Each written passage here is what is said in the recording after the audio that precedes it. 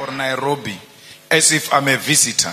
I regard no part of Africa as being foreign to me, because Africa, all of it, belongs to me and I belong to Africa. It is a humbling honor to be invited to address the launch of the prestigious Pan-African Institute, which is targeted at creating intellectual collaboration and unity amongst the people of the continent. Let us therefore begin by congratulating you on this initiative, which is long overdue in light of the importance of the continent to reclaim its intellectual and academic identity within the global community in general. We know that ideas are at the core of the African capacity to chart its own destiny within the community of the world. Intellectual sovereignty has to be forged through research and development that is steeped in African experiences, African problems, and African questions. The economics of the African Academy have been part of the modalities of the broad draining of our resources. Because of lack of dedicated funding, many thinkers in the continent are taken in the general brain drain driven by Euro-American institutions. As we have seen over the decades, there is no way Euro-American is going to fund an intellectual project that will see Africa truly become intellectually sovereign. A truly sovereign Africa is a threat to the imperialist establishment that continue to determine the agenda and control of our resources. It is also inspiring to see that our esteemed Prof. Lumumba and those who are joining him in this initiative have chosen our continent and Kenya in particular to establish an intellectual research and knowledge institution.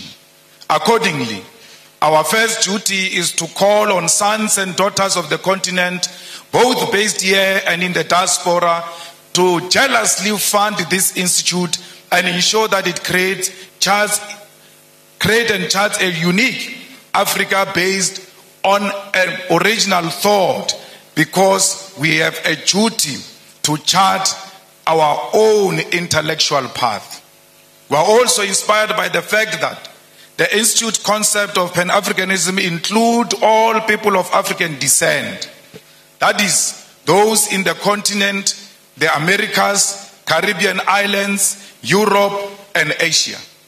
This is because wherever they are found, people who look like you and me continue to be treated as an inferior race. When you see a black person, when you see an African person, everywhere else in the continent, in the diaspora, and all over the world, please be kind to African people, for because they are a hated nation. Wherever they are being enslaved, they are being tortured, they are being harassed. No one shows them love. But you, as an African who claim to be a Pan-Africanist, you have a responsibility to show fellow Africans love and care. The violent, genocidal, and catastrophic transatlantic slave trade and colonialism are the historical twin towers that plugged the humanity of Africans into the dark night, which to this day seem to have no end in sight. The image of the African as a black and subhuman was forged through massive and violent enslavement of millions of African people sold in the Americas as properties of white colonial settlers. In the coastal and mainland villages of West Africa, through the gun, the dogs, and the spears, African communities were plundered, captured against their will, and chained like animals. At the ports of Ghana, those chained, naked, and malnourished bodies of men, women, and children were scaled, measured, and sold for gold, silver, or livestock. They were put in those gigantic ships that crossed thousands of kilometers of the massive body of violent and cold waters of the Atlantic Ocean. Millions will not survive the dangerous voyages on sea. They will die of disease, starvation, or pure mental illness. Many will be offloaded alive, thrown into the deep waters to ease navigation during the storms of the violent seas. It is on those cold Atlantic Ocean's waters, deep in the bottom of the ocean, that many carcasses of African people, their bones lay rotten in chains and swallowed by the sea. Those who survived and on arrival in the Americas were forced to work in the different plantations of white men. From the voyage ships to the plantation, the image of an inferior African was being constructed through brutal force. Then began the violent colonial conquest for settlement aimed at our natural resources that defined our native continent. The white man sought to rule Africa and here designed a system of racial segregation, racial humiliation, racial abuse that lasted for many centuries. The colony and the plantation, with the voyage slave ships in the middle, were the perfect technologies of recreating the African into a subservient being whose only survival in the modern world must always be through white tutelage, supervision, and approval. The transatlantic slave trade, colonial conquest, and colonial rule are responsible for the zombification of the African soul and its intellectual damnification and the psychotic condition where Africa and its people cannot handle their affairs without white supervision. As both an intellectual project and a program of revolutionary change, Pan-Africanism is first the recognition of this terrible history, which by all definition remains a world history that has cast the African into a global identity of inferiority amongst people of the world. Pan-Africanism is never forgotten noise of the painful cries of those captured slaves whose black bodies were swallowed by the Atlantic Ocean from the slave ships.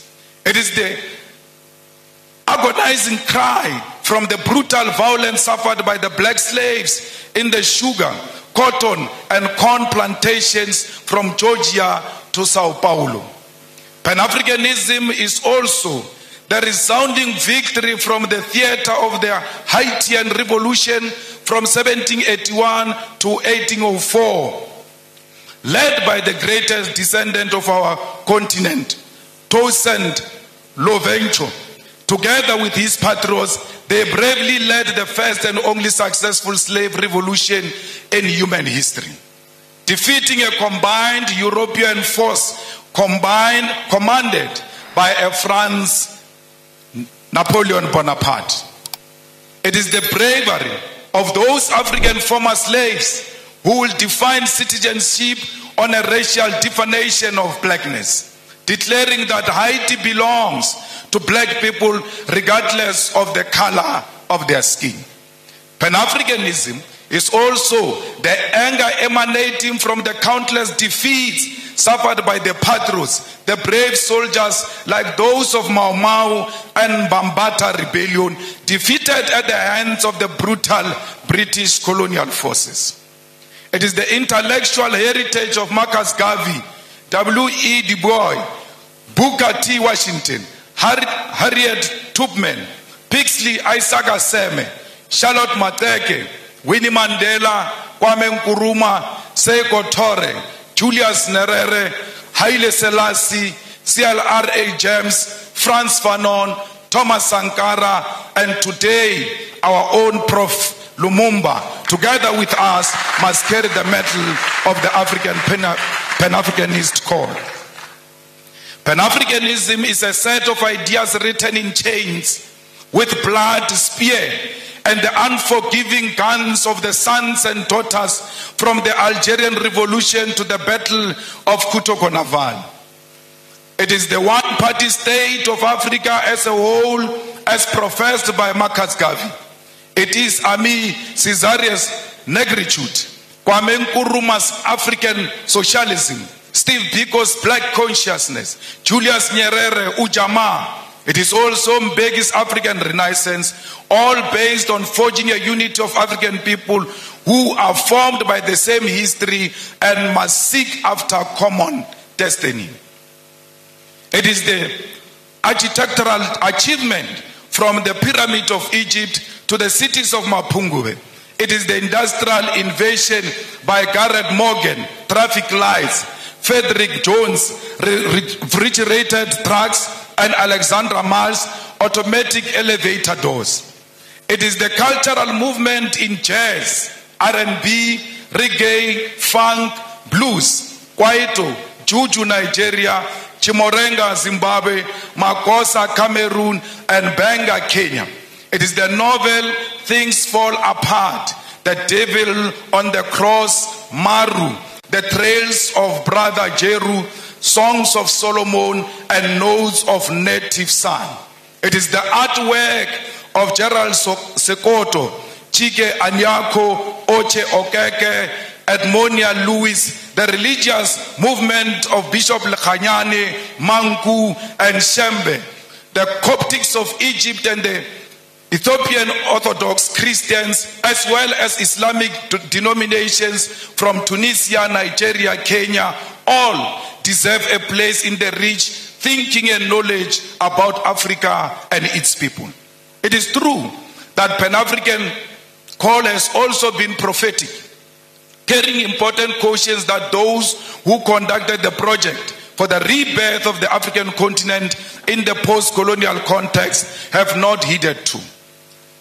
In the pages of Frantz Fanon, Ratchet of the Earth, lays a critique which, since independent in the 1950s to this day, leaders of African people have failed to give programmatic response to this call. First and foremost, the Pan-African call is a call for African unity, not cooperation, collaboration, or coexistence. Many of you confuse the unity of Africa to mean collaboration or cooperation. We don't want to cooperate. We don't want to collaborate. We want to be one. And being one means we must share the same vision and the same direction. Yet many over the past half a century have chosen cooperation, which has given way to neo-colonialism. That is to say, for African leaders to continue colonialism without direct rule by colonialists. The launch of the Pan-African Institute right here in Kenya must help us intellectually to shift towards revolutionary Pan-Africanism, contribute to resolving some of the historical mistakes, blunders committed by post-liberation movements. We should state clear here that while the formation of the Organization of African Unity was a step in the right direction, the fact that the founding conference failed to unite the African continent is a historical blunder. President Kwame Nkrumah, Seko Tore, and Emperor Haile Selassie prophetically said that the failure to unite the African continent will give rise to the neo-colonialism and that African continent will perish. The revolutionary Pan-Africanist ideological and political diagnosis of the future was correct. The future is here. 50 years later, we know that we remain visitors in our own continent. We know that our resources benefit Euro-American than our own people. This is despite most African countries gaining independence from colonial rule since 1957. Massive, huge tracts of land, our mineral resources, our animals, our oceans are still owned and controlled by the colonial masters. There are no countries in the entire African continent that have gained full economic emancipation and independence. And this includes Ghana, which was the first to lead the road. Till to date, it can't claim that Africans in Ghana own the means of production. In 2016 report titled The New Colonialism reveals that there are 101 British companies listed on the London Stock Exchange that control an identified 1.5 trillion US dollars worth of resources in Africa in just 5 commodities: oil, gold, diamond, coal, and platinum. This is a very conservative figure since it includes resources listed by only some companies. Many companies do not provide the figures of the resources they control. And majority of these companies that do not tell us what they control and what they own in Africa are found in DRC, because they are the ones who fuel the divisions in DRC. They are the ones who fuel the fight in DRC, and they are stealing the resources of DRC because they know there is no proper accountability for such resources. The War on Want report on neocolonialism further illustrates that the fact that these 101 companies control and own the following key resources on our continent: 6.6 billion barrels of oil, currently worth 276 billion US dollars. They control 79.5 million ounces of gold, worth 119 billion US dollars. They control 699.3 million carats of diamonds, worth 134 billion of US dollars. 3.6 billion tons of coal, worth 216 billion US dollars. 287 million ounces of platinum, worth 305 billion US dollars. These are the numbers that reflect British neocolonialism in the African continent. I've not spoken about what French companies are doing. The Portuguese continue to play a significant role in the economy of Mozambique and Angola. The French continue to micromanage all the countries that were their colonies, except the recent liberated zones of Mali and Burkina Faso. Comrades, the French are brutal, to a point that post-colonialism, they still make certain African countries to pay colonial tax to France. The French are brutal because some of their former colonies, their reserve banks are still in France. They are not in control of their own economy, yet they claim to have an independence. We, as progressive Pan-African